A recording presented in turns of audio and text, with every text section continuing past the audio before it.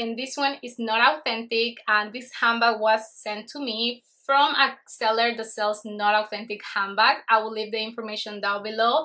And again, this video is just for entertainment and educational purposes only. I always leave the information down below, but I always tell you that you spend your money wherever you want to spend it. So yes, I wanted to make this real versus fake, and also I wanted to see the difference between the old version of the Nano Speedy and the new version. And I have the bag right here. As you can tell, we have the Vaquera in this one that is not treated.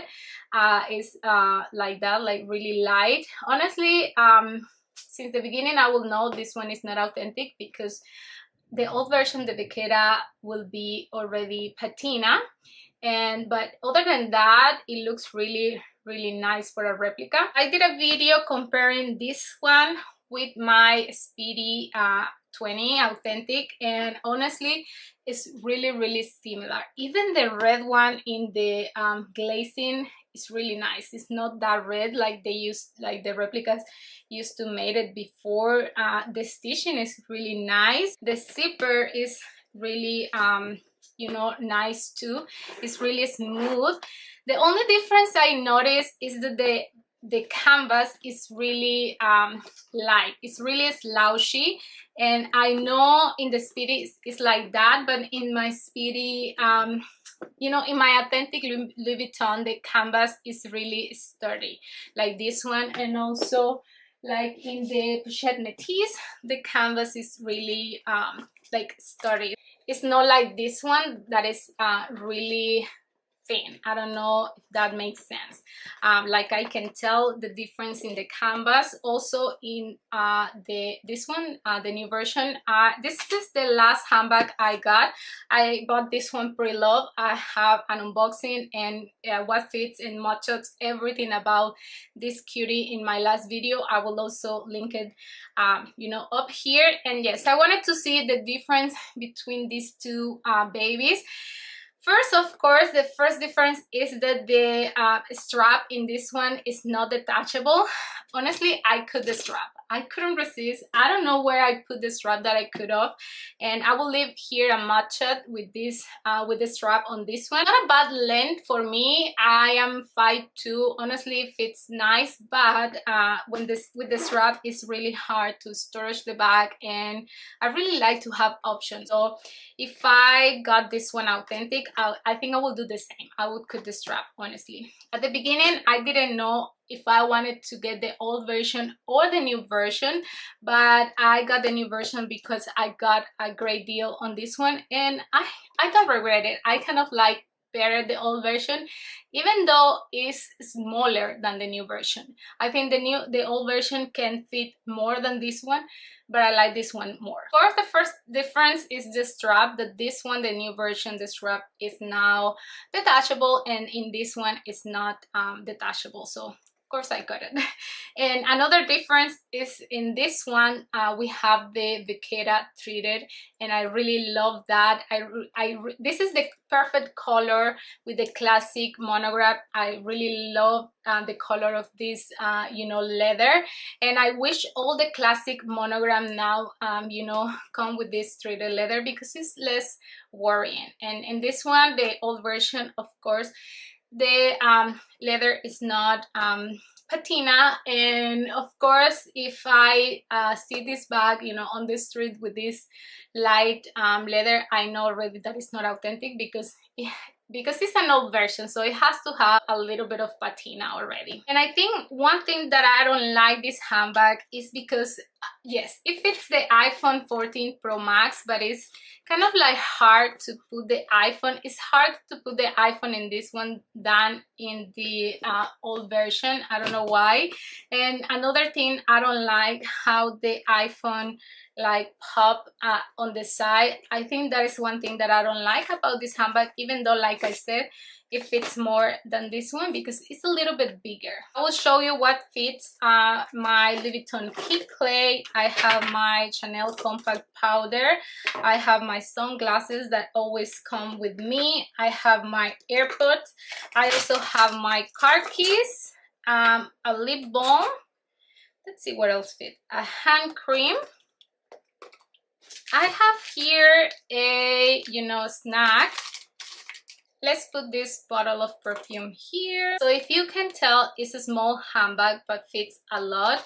And one thing that I don't like is, maybe it's because the canvas is more like thin than the authentic one, is that sometimes the things pop here in the bag and it looks slouchy. So that's a thing that I don't like. And also, like I said, it's really it's a small bag, okay? So the font will not fit perfectly in the two of these handbags. It will pop out, even though in this one I can put it when I just carry my essentials.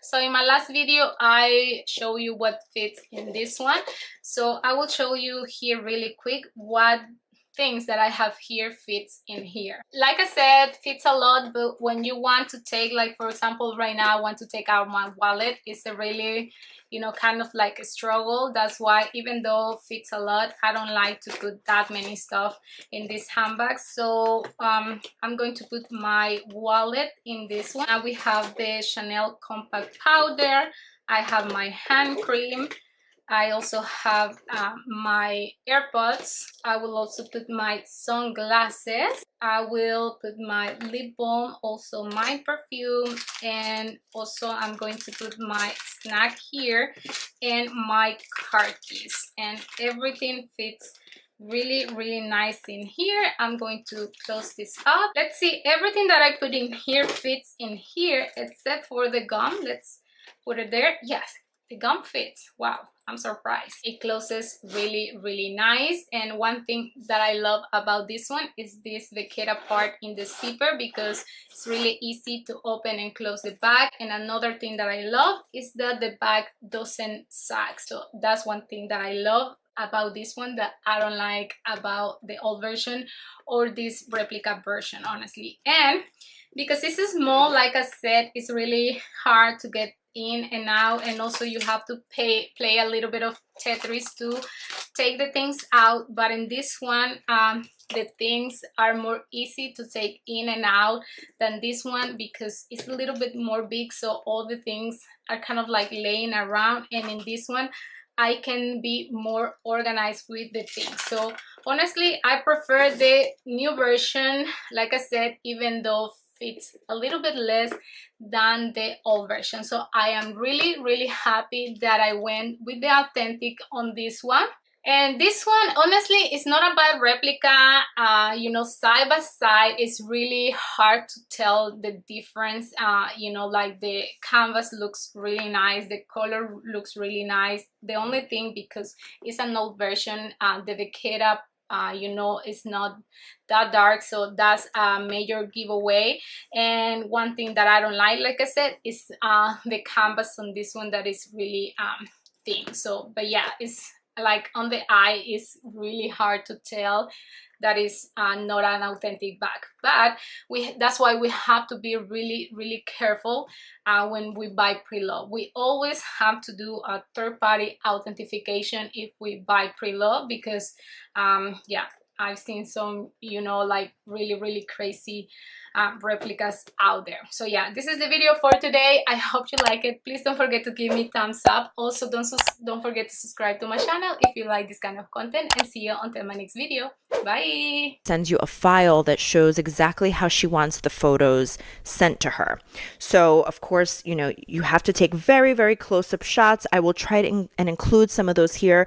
Apologies, I have not become an expert yet on editing my videos, but I will do my best to try and include some shots at the end if I can figure it out. But she requested very specific close-up shots of the grommets, of the chain strap, of the CC logo here, the turn lock, the back of the logo, the back of the turn lock here, this Chanel Paris hardware right here, the zipper, the CC inside the double flap, the buttons, all buttons I had to send, the specific close-ups of the turn lock itself. Now, if you follow her on her Instagram, she will include certain pieces of information that tell you a little bit more about why she asks for certain pictures and how she can tell the authentication by those photos. You know, one thing I learned, and I highly recommend you follow her. I find her extremely valuable. Her knowledge is impeccable. I mean, she really knows her stuff. The turn lock itself, she showed the authentic versus the fake. And let me see if I can get a close up there for you guys. So the way that it's shaped here, you'll see that there's like a slight curve inside that divider there, that line. Which you can help to make sure that that is correct. It's got the canage print, but also it's got those linings, and then the inside pocket also has that as well. So hopefully that shows you some of the different aspects to look out for when you are authenticating. Sorry, the tag got stuck. The other thing you may want to quickly notice is the shape, the lines going down the side, right? The canage print does get cut off, so it's not completely the same. It's not uniform all around. The size, I believe, of the print either does not, I don't want to talk about that because I don't know if it does not change and it's the same number across, or the size stays the same, and so the bigger or smaller you get, it has a different. But make sure that you know how many of these different diamond quilted shapes should be on the correct size that you have. So this is the medium, and again, this is correct. Another thing to keep in mind is the handles. The stitching should go around but not continue up this side. It also should bump out like so. And the inside should have the same pattern. Let's see if you can see that. Stitching should be the same on that as well. Handle should be flat on the inside, and the bag should be pretty light. It's really quite comfortable to wear. Then you get to the charm. The charms do get a little bit messed up, so just because you see a picture and maybe all of the letters aren't in the front doesn't mean it's not real. They do get kind of turned around, but one thing to notice is the shape of the different letters.